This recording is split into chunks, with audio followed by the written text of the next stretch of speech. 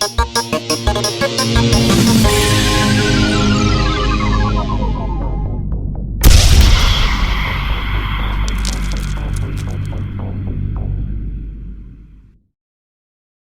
right, guys, I am once again standing here with brand manager Scott Neitlich, who's going to show us some of the amazing new Masters of the Universe Classics reveals. So, Scott, how are you doing, my man?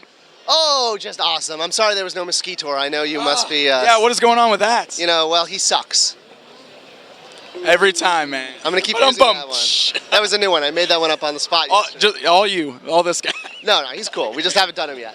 All right, so what do we got here? Why don't you go ahead and just walk us through the case? Why don't we start in chronological order? All right, let's do it. This side.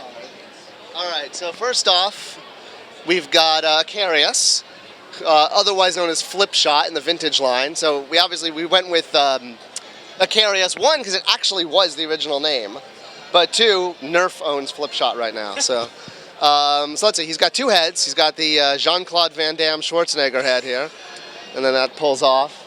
And you've got the visor head that has the not quite finished product. So it's got the up and down very nice. Visor movement. It has, they're not projectiles, but I think you can knock them out on the fight, like you'll be able to flick them. Yep. The backpack comes off like that. Okay. And it then attaches very nice. Easily.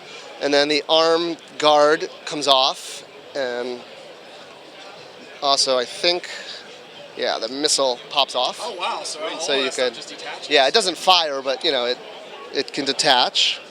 So you got that guy there.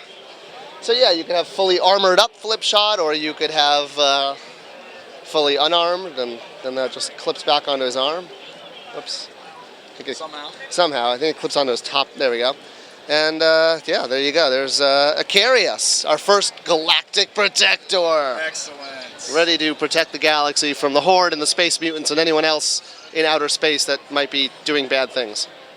And he does have the flat, like the battle armor Hordak. Okay, for the armor. Bottom piece, thing flat, for the armor. And I know a lot of fans were saying like, why does he have the the bra kind of thing?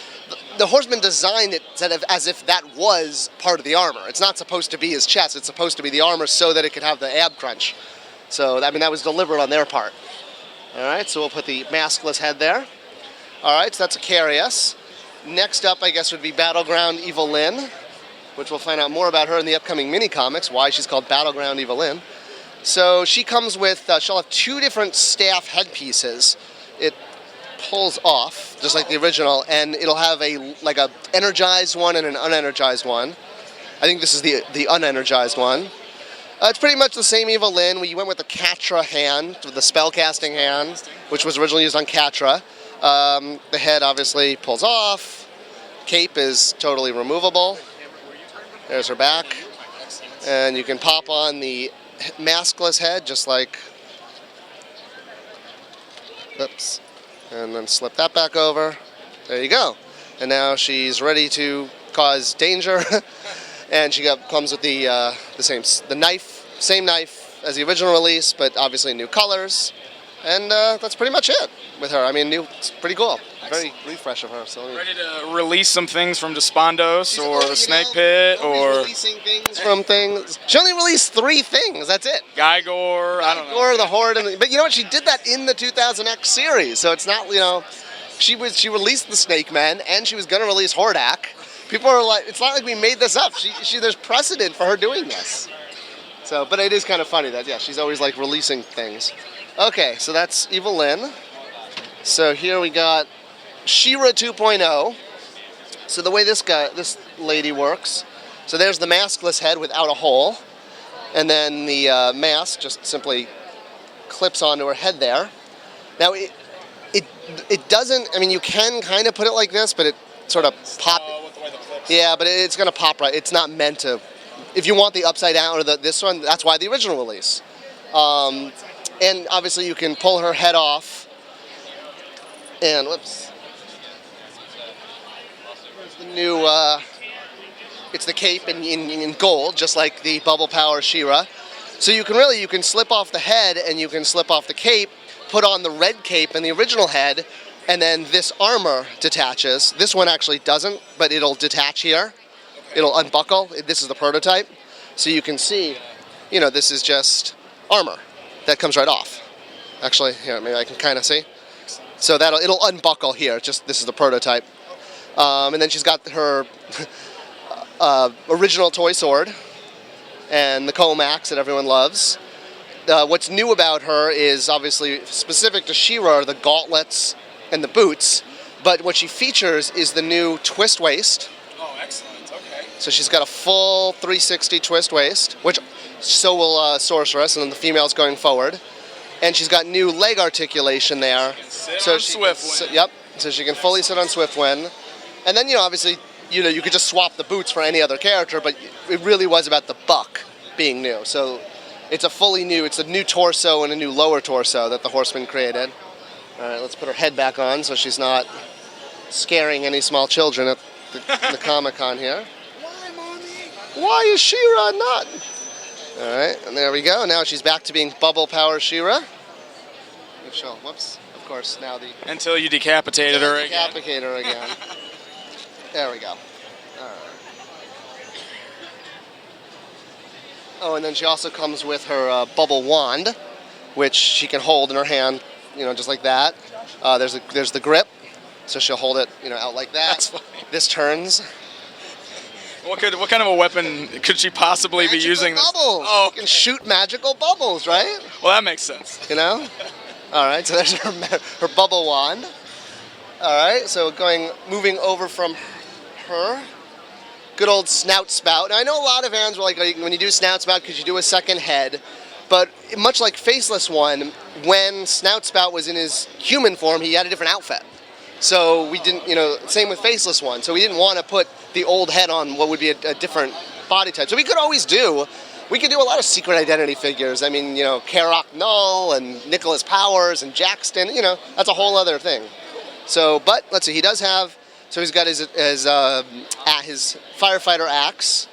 He's got the new weapon, the Eternian Jaws of Life that the Horseman created here. So that's so cool. Opens and closes there. And the snout it's got like the Gumby articulation there, so it actually will work a little better than that. But it is articulated and it will hold. This one's still early, but you get the basic premise. I noticed the axe has got the little fork on the bottom Yep. to hold the spout up. Yep. Very cool. And then the backpack, that just pops right off. Okay, attaches And to the armor that piece. just Got it. slides right off. You can kind of figure that out without, and that'll pop right back on. So there's Snout Spout for you. New arms, new legs, new crotch piece, and new head. And there you go. And there's Snout Spout. All right, now we're getting to the prototypes that I got to be very gentle with because they're already. That's right. No breaking them this year. Yeah. All right, so I guess Demo Man would be next. So Demo Man, the spirit from Despondos that combined with Keldor to form Skeletor. So he will come with two weapons, the scimitar and the mace. It will be shaped like this, bent. It's not bendy. It's like permanently. It's permanently. It's not going to be soft plastic or anything. So I'd have to check with Terry, but I remember the Horseman actually sent over two. They sent one like this and one that was just totally straight. Oh, okay. So, and I think we went with this one because that was one they wanted us to do. And then he will come with another head that's like the trophy head that's in the painting, and it will fit on his head if you want. Okay. Or you could just Very carry cool. it around. But you could put it on anybody, really. Just make like a weird demon thing. No blue glue not included. And then the third head, this was the three heads we were talking about, is the Alcala mini comic head for Skeletor that it'll come with. And you can obviously just plunk that right on a Skeletor figure. That looks so This is the amazing. Toys R Us one, but you get the point. Now we will be selling Skeletor in December as well as a re-release. So when you buy Demo Man, if you want to buy an extra Skeletor, he'll go on sale that month. Excellent. We've saved some stock specifically for that. All right, so we'll just put him back there. That brings us to Cobra Khan. So, I love Cobra Khan. So he's got the two heads. I got to be very gentle because he's made of resin. So there's his little buddy Oh, very cool. from the 2000X Little sidekick. series. Yep. And then he's got two heads. He's got the hood up and the hood down. Heads just I'm not going to touch them right now, but I think fans know how the heads swap. And of course his gun, which is awesome. I think it's one of the coolest guns in Masters is Cobra Khan's gun. He does not obviously have the water squirting feature, but you can spit at your friends if you want to. And recreate it. Hey, you! All right, let's see. Thunder Punchy Man is the first quarterly variant figure. So, let's see if I can. He's still a little gentle there, but his backpack's not done yet. He will have a backpack. It's just the Horsemen are still sculpting it. The little cap piece here in the shield will come off and will also attach to the backpack, or he could throw it like a discus or something. He'll have the sword in the yellow, and then it's not on here yet, but he will have a closed fist, a punching fist, and I believe we're looking at an energy clip-on effect for his fist. So it's like he's swinging a punch, like he's swinging an energy punch. So he will have that too, I think. Very cool. We're still waiting to cost that out, but the Horseman said that piece is on the way. Obviously, literally, they hand carried this. They're not done sculpting him. Oh, okay. So you are seeing early prototypes. Very latest. Like there's nothing else sculpted at this point. All right, I guess this brings us to Shadow Weaver. Shadow Weaver. The least demanded figure in the entire line. The least, yes, exactly. Let's see if I can bring her out without. Okay, come on, honey. All right. So here she is. So she will come with the clear base. So she just like you see here. So it looks like she's floating. That'll pull out. Here. I don't even know what it looks like under there. Oh, it's a hole. There you go. All right. So she will have that. She'll have you can see the articulation here to bend. She'll have the waist. The arms will go up and down. The wand, removable. Yeah, I mean, that's, She turned out great. And I actually like the idea that the way you did the dress and everything without the legs. I mean, that just seems to make the most sense. It turned out perfect. Especially because we wanted her to float, Yeah. So, I mean, she's almost 100% sculpted figure. The only shared part is the shoulder. Wow. Everything else is brand new. Everything else, she's pretty much 100% sculpted figure. Amazing. And then she'll have her, let's just make sure she's not going to fall over. She'll have her spell book, evil spell book. She and Orko could start a library together. Yes. Now the second book in the Masters of the Universe Classics line. There are now 2 books. Right, more books. Now we just need Eldor in his book, right? Then we can have the full encyclopedia. All right. We forgot the. We forgot the Sorceress. How could we do that? All right. Let's see if I can pick her up too without totally damaging the wings. This is going to be. Oh, I don't want to do that. Okay, we're not going to touch her. The wings do obviously the arms move up and down. The wings are. You can see there are 3 different pieces, so it will collapse on itself and open up again for that effect. Staff. She will come with the Zor with the armor, just like you see there. It's the same bird sculpt and armor that you saw with Evelyn, same armor sculpt. She's also pretty much 100% sculpted figure. She will feature the new articulation, the turn at the waist, and the same leg articulation that Shira has. Pretty self-explanatory. I mean, Sorceress. She looks terrific. I mean, we got the classic Filmation-looking Sorceress. I mean, awesome stuff. Very cool. More Sorceress. I mean, yeah, and when everyone was talking about, as we killed her off in the bios before the figure came, we knew she was coming out now, and it didn't even occur to me actually that because I know in my head I'm like, well, she's coming out in January, but obviously the fans didn't know that, and I actually didn't realize what the reaction they were going to have from us, quote unquote, killing. I mean, everyone knew she was going to eventually die because I was in the 2002 series, and we knew Tila would take over, but it was funny the reaction to that. But there she is. So she lives in the line. All right, let's go down here. I'm gonna get on my knees. I will. All right, so we got Fisto here, so he's pretty easy to swap his heads. So a lot of fans were asking about the 2000X, elements. This is a perfect example because you'll see both heads are the same head. All we did was add the headpiece, the band. It would have been cool if the band was just removable, but that just wouldn't work for the sculpt. So much like how Buzz-Off came with his axe, Fisto just comes with his headband. It just happens that we needed to do a new head to get the headband to work. What you're not seeing is the 2000X redesigned head with the bigger beard and the bigger forehead. So it's the classic head just with a piece of armor.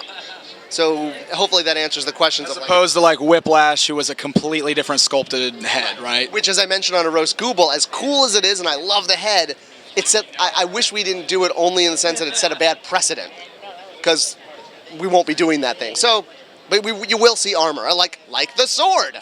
like the 2000 Sword that we're finally getting. So you can put this with your 2000X figure too and have fun with that. So he's got the little fist on the bottom of the sword there. That was a cool, neat thing. And he'll have this belt, which I already broke.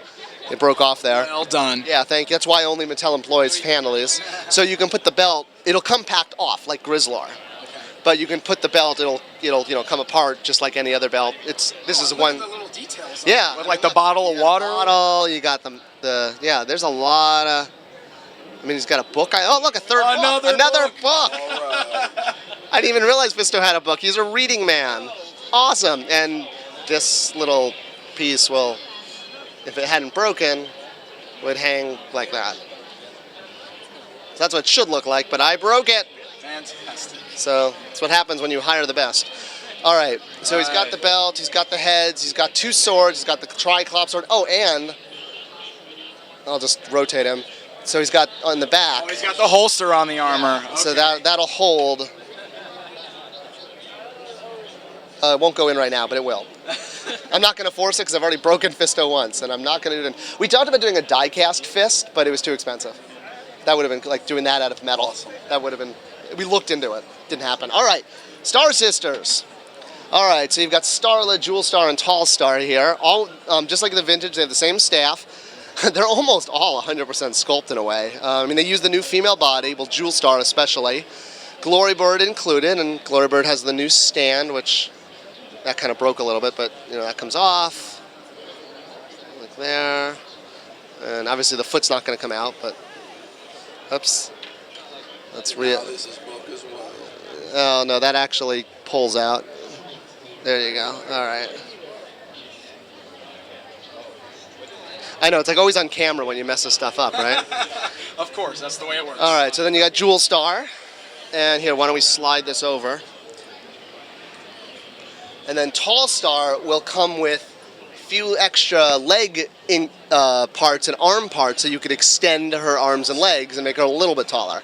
It would have been cool to, I think one of them, so you got a neck, 2 arm, and 2 leg is what you're looking at there. So one piece goes in the neck, 1 piece in each arm, and 1 piece extends each leg. Okay, excellent. That's a great way to do that. And might be something that we could be seeing down the line with guys like Mechanic and Extendar too. I imagine that exactly is how the Horsemen will do it. So, yeah. Okay, Photog. Oh my God, I cannot believe we did Fearless Photog. I'm so excited about this. So, he's got some cool features. Let me see if I can pull him up without breaking him. Well, you know what, I'm just going to pull the head off to do it this way. Hold on. I don't want to break him. All right, so he's got the original shield. He's got this new gun the Horseman came up with that's sort of like it looks like Han Solo's blaster with a camera reel attached to it. Or like a German Mauser, I think is what they're called. He's got the belt made of film reels. And he's got, I think, if I remember Terry right, this is going to be a lenticular. Oh, nice. Running or yeah, I can't 100% confirm that, but I think that's what he was looking into. The, oh shoot, is this miss? No, it's not. Okay. Is it going to work? No, I don't think it will. So this lever in the final one will go up and down. Ooh, I'm going to break it. But so this little piece here will slide up. It doesn't look like it's working on this one. And it will cause this piece to go in and out and like focus. Zoom. Yeah, I don't want to break it. It looks like it's not working right now, but it's because it's the prototype. So again, this little tab, you can see here, you'll move that forward. And as you move this tab forward, this little piece here moves in and out like this. Very cool, very cool. So obviously not working on the prototype, but that it will ideally do that if Terry figures out how to get it to work. Okay, so that's Photog. So that was obviously Nathan Bittner's winning entry from 1985. Come on, Photog, do us proud. And we talked about this a little last night, but just for video, you guys actually did contact Nathan, right? Yeah, so what happened, the story behind that is one of the fans from, I think it was maybe even started on He-Man.org, he had interviewed Nathan, and he PM'd me and said, I just interviewed Nathan Bittner, would you be interested in getting his contact info? I was like, absolutely, give it to me, sure. So I had his info, I called him up, or I emailed him, and I asked him for a time we could chat. I said who I was, and it wound up the only time he could talk, I was in the middle of a huge company-wide presentation. So I came out to the catwalk of like the 3rd story of our design center, and I'm sitting there on my cell phone while this huge meeting's going. I snuck out of it, and I'm like, just called Nathan up at work. I introduced myself and what we did, and he had no idea we were doing a new line, but he still fondly remembered He-Man, and apparently there's a lot of weird stuff about him online. He said none of it's true. I don't know, like, I cannot believe what's happened. Like, I'm just a normal guy. He works in North Carolina. He's a really nice guy. We talked for an hour. He works in North Carolina in medical. He works in a hospital. He went to MIT. I told him we were interested in making, he's like, really? You want to make this toy? That's awesome. I would love to see this. I said, we can't pay you for it. We have no budget. But we already gave you $100,000 scholarship and flew you out to California when you were 7. If, can I hook you up with Mattel Legal and you could basically sign away that, yes, Mattel owns this character? And he's like, absolutely, totally. So he got in touch with me. I told him I'd send him 25 samples of the toy when it comes out. That's what a case pack is, 24. And, whoa, there goes Photog's head. See, he's agreeing. He agrees. So he basically, Mattel Legal sent him some documents, and he signed, acknowledging that he won the contest, and now that he's over 18, he's acknowledging Mattel has the rights to the character to use in perpetuity for whatever we want, and we now own him, and he's our character, and he was. And we're finally getting a toy. And we're finally getting a toy. It was honestly as simple as that. So yeah, really, that's it. No one knew how to get a hold of him, and we finally did. That brings us to this guy here. So Photog is part of a 6-figure series that's not part of the subscription. I know people are saying, oh, why can't it be? The reason is these are new characters. I mean, Photog sort of isn't, but all the others are original characters created for the line, and we didn't feel right forcing people to buy them, because some people might not be into them. People might just want the classic characters. So we said, you know what? It's a one-time deal for the 30th anniversary. It'll be 6 new characters, starting with Photog. Then we'll have a character designed by the Horsemen. 2 are going to be designed by Mattel. 1 will be designed by Jeff Johns from DC Comics. And then the final figure will be the winner of the new fan contest that kicks off today. So all the rules are on MattyCollector.com. We have entry forms here, just like the old contest. The only caveat, unlike the old one where you see some crazy characters with weird bodies, you have to use a basic 6-inch figure. We're not looking for beasts or monkeys or cats.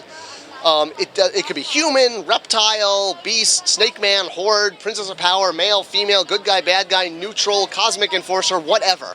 You just have to use a basic figure. You can make new heads, new weapons, new gloves, new boots, new capes, new belts, just using the basic parts. Just like if you look at the difference between Photog and Snout Spout, there you go. There's, you can see how it's the same body, but with different boots. So look at any 2 figures and you could pretty much figure out what we mean. So what you're saying is Battle Pigeon is a possibility. Maybe as a side, maybe as a pack-in, you definitely could do weapons. He could be a weapon. So, there we go. But no standalone Battle Pigeon. Unless it was a humanoid bat. Maybe it's like a humanoid with a pigeon head. Maybe that's what Battle Pigeon looks like. You tell me. People should know, though, all the entries will be anonymous. So one person will be logging them in and numbering them and then handing them over to the judges. So we won't know who did them. It is open to U.S. only. I know it's not that we don't love international fans. It's just that logistically running contests in every country in the world or even choosing 5 other territories is extremely expensive and extremely logistically difficult. And at the end of the day, for a very, very small line like this, I mean, even Hot Wheels and Barbie, their contests are U.S. only. I'm sorry. It's nothing against the international fans. We love them. It's not a slight. It's just we're a U.S.-based company. And unfortunately, it has to be a U.S.-based contest. And that's sort of the way it goes. So, believe me, it's not a slight. Drago Man is the 4 Horsemen's entry.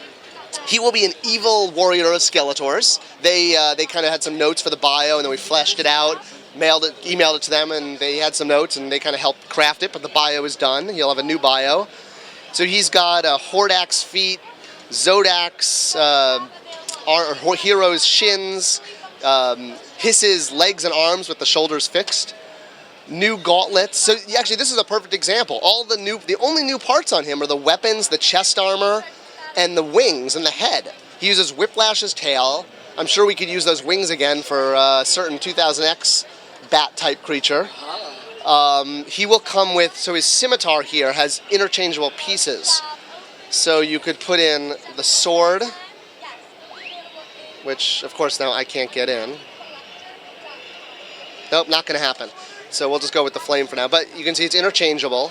So you could have the sword or the non-flame, and then I think, flame blade, flame whip. And the flame will also detach from the shield. It pops off. Oh, okay. Very cool. You can have so it's like he's got lit and unlit.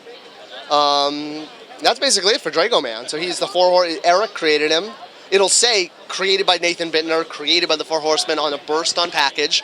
None of the 30th anniversary figures will go into a second run ever. It's one run only, and that's it. Special for the 30th. So if you want them, you got to buy them. I think that's it for this. So that'll be it for this case. So now we need to go around and we need to check out Swiftwind and the vehicle. All right, so let's take a look at what we got over here.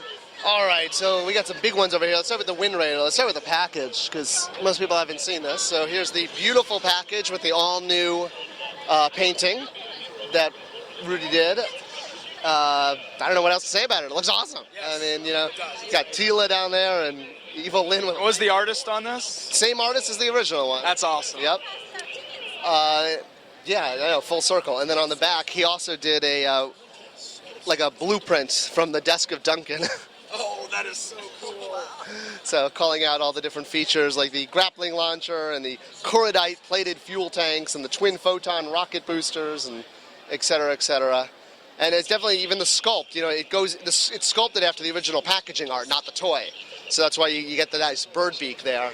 So let's look at the toys. All right, let's do it. It's comparison time, except I don't have one. You don't have one to compare it to. You can't say that. I can't say that. I'm just stealing your. That's trademarked. All right. So let's take me out here. Take. All right. That was Spectre. That was Lieutenant Spectre. Yes. All right. So the wings come off for it to be packaged. They just pull right out. The handles are wrong right now. They're backwards. This is a prototype still. We'll fix that. And the wings don't exactly stay straight all the time. They will. We're fixing it. They won't do that, but they do. They are together, and it makes that clicking noise that everyone loves. And then the back has the movable fin. There. You can see the cockpit. It's all sculpted. It's not, because one of the things the Horsemen felt was that the original sticker used to peel off, and they hated that. So it's all sculpted in. It's all sculpted detail. And then I guess this would be the first action feature, because it does feature, let's see, how do you explain this? So you pull the rope out here. All right. And then, there you go, let's do that. First action feature of the line. Which I guess made sense, because you know what? I'm going to turn this down. Okay, let's turn that down.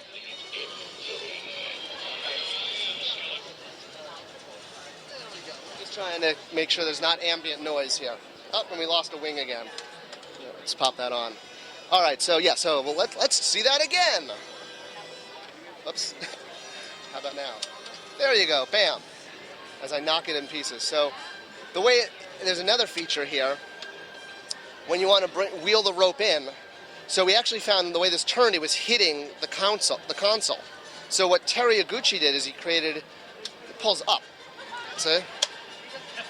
So it pulls up like that so that you could spin it and wind the rope back up. And then press it back down again to eject it. So that was Terry. And it actually stays straight too, unlike the vintage one. Yep, because the nose was hitting this thing, so that's why it had to pop up, so it would go over on top. And all right, let's stick the wing back on. The wings won't just fly off like that. Oh, and it comes with the stand. The paint job is not finished on either. The stand will match the color, and the stand allows for a lot of cool movement there. And it detaches. Right? Yep, and then let's pull that out there. And there's the bottom. And the stand. Oh, and you got the wheels on it too. And we got the wheels, yep, so you can roll it, yep. And you can just plug that in. And I think I saw earlier there's some opening panels. Oh, yeah, that's right, the opening panels, thank you, yes. So these both open. This one I think actually falls off at the moment, but you can see. So that way Duncan could do some repair work, or anyone. So it won't fall off, obviously, it'll just do that. And that's pretty much the Wind Raider. It's $40. $40, and a great price for such a big toy, I think. And again, the wings won't just fall off like that. Are you sure? Because this one keeps falling off. That's why they call it a prototype. All right, we'll just kind of put it over here, and we'll fix that in a minute. All right, let's talk Swiftwind. All right, Swiftwind. Okay, so here we have, actually, before we get to Swiftwind, this is, come on, Swifty. So this is Shira 2.0 with the original one's head and cape. So it's the Bubble Power Shira with the original Shira's head and cape on it to create a regular Shira. So you can see, we basically just took the original cape and the original head. You could use either original heads. and just pop it on, and bam, there you go. That's it. So she's got all the articulation. And we took off the top armor and put the original sword on from the weapons pack or the Toys R Us pack. So that'll allow her to mount Swifty. So here's Swiftwind. The leg got a little warped in transit. Obviously, we'll fix that for the final. So pay no attention to the warped leg. It's got full articulation. The wings are on ball joints. You get a lot of movement there. So you could have them tucked down. Oh, that's what it looks like off. So, you got a lot of great movement on the wings. The headpiece just pops right off. So you can turn it back into Spirit. Full articulation. Actually, some of the joints are a little tight on this, but you can see it's got full articulation 3 times on the leg. The tail is articulated, goes around in a circle. There we go. I'm afraid I'm going to break it. Oh, there goes the head. The saddle comes off. Here, why don't we pull off the... Yeah, so you can pull off the wings, the mask, and the saddle. We can kind of get ourselves a Spirit there, too. Yep, there you go. Nice Paisley horsey. So there you go. Cluck, cluck, cluck. You got your horse there. And you did say that you're not sure if the front's actually going to be... The front comes off. I'll have to check with Terry. It looks like if this one it's glued on. I honestly... I can't always keep up with these wacky designers, always fixing things and making changes. But here's you can get some details on the horse there. And it's great because now we have a horse buck. So, we could do... Arrow and Storm. And Moon Dancer, Storm, or a Sun. Oh, God, I'm butchering all the horse. I can't remember them off the top of my head. But there's like 12 of them, I think. And this will be a little easier to buckle them. There we go. All right, well, we'll get it later. And we did go Filmation colors on it, too. Yeah, so that was back and forth a lot. We know white won, obviously, and you're still getting the white Swiftwind. Am I putting this in backwards? But, literally, we went back and forth with the Horsemen. And we're like, you know what? We have the rights to do characters that we own in any color scheme we want. And at first, we thought we didn't. We thought the way the contract read was that we couldn't do cartoon colors. But then, after rereading it, we figured out we could. So, of course, that's all changed now anyway, right? Well, actually, it doesn't matter because now we have full rights to Filmation. So this was created before. This was not a clue that Filmation was coming, but now that Filmation is here, it was the right thing to do. So yeah, absolutely. I don't think fans are upset that they're getting Filmation Swiftwind. So all right. Lastly, why don't you go and tell us about the mini comic that's sitting in here too? Let's just get Shira on her horse there. All right. The mini comic. Okay, so here is part 1 of The Legend Begins: The Power of Grayskull. These were handed out at our fan panel, and we'll have some also at the signing today at 4 o'clock. If you didn't get one and you're at Comic-Con, coming to Comic-Con pays. The first issue is sort of a retelling of the original Powers of Grayskull, the one that shipped in '87. It was supposed to be 3 parts. We didn't have a script for all 3 parts, but we did have an outline, and it was very vague about what it was like. Basically, He-Man travels back in time, meets his ancestor, Hero, that was before King Grayskull was created, learns how to defeat the Snake Men, and the whole idea was that he was going back in time to team up with his ancestor, and in doing so, he would learn how to defeat the Snake Men in his own time and eventually come back and defeat them. Using that general outline premise, infusing it with the, I guess you call it retro-conning it, with the information in the bios, the fact that, we knew fans wanted Hero and King Grayskull action figures, which is why we knew we wanted to make sure they both could coexist. So a lot of all that's going to be explained, like how the importance of both characters, the differences. We already showed the front page in the fan panel, so I'll open that up there. There's the first page, but I know people already have the comic, so they're probably already sharing everything that happens. But it picks up, it says it's been a long time since the defeat of Serpos. The Snake Men have amassed power, and the Horde have returned from Despondos, overthrowing King Skeletor and claiming rule over all Eternia. But not all is lost. Shira and the Great Rebellion have followed Hordak through the Laser Gate. United, the heroes of Eternia continue the fight for freedom. Right. A lot of the information that comes out in these was intended for the bios. You're actually getting information sooner than was originally intended based on the bio plan, but hey, that's awesome because the only reason they were in the bios is because we had no mini-comics. They are not an ongoing program. This is not you're not going to see mini comics continue past 2012. It's a one-time 3-issue funding that we got from the VP's PR budget. Basically, they said, hey, it's a 30th anniversary of He-Man. Here's X amount of money. We'd like you to do something special. And I said, hey, I could use that money to make mini comics. 3 of them, in fact. And if we're going to do 3, why don't we do Powers of Grayskull Part 1, 2, and 3? All came together. So you're not going to see ongoing mini comics. I have already seen the posts online. One-time deal, guys. We don't have the money to do it. It's very expensive. There's a little sneak peek for you. And there's a sneak peek at the cross-sell there. And the ad on the back. All right, excellent. So that's the mini comic. The first issue pretty much retells the original story with a little bit of new stuff. Man, the second issue is just all Preternia goodness. It's like the coolest adventure in Preternia you'll ever see with all the Preternia characters you can imagine. And the third issue is the biggest Masters battle ever illustrated, shown. I mean, it's like off the charts. There's more characters in the third issue than any toy line's ever had. It's crazy. I think the description in the script that Tim wrote was, fit as many characters into this shot as you can without going blind, was what he wrote. Excellent. So I'm really looking forward to that. I think we all are. We're all very excited about it. So obviously there's a lot of amazing things coming out this year for the Masters of the Universe Classics line. I think it's a great time to be a He-Man fan, is it not? Yeah, it is. 2012 is going to be off the chart with the fan contest. Everyone enter the fan contest. Does not matter how good of an artist you are. You're not being judged on your art. You're being judged on how cool the character is, how original it is, and how, if the figure feels like a Masters of the Universe character. Crayon, computer graphics, pencils, whatever medium you want to use, just keep it to an 8.5 by 11 piece of paper. If you want to sculpt your figure, take a photo of it. Don't send us the sculpt.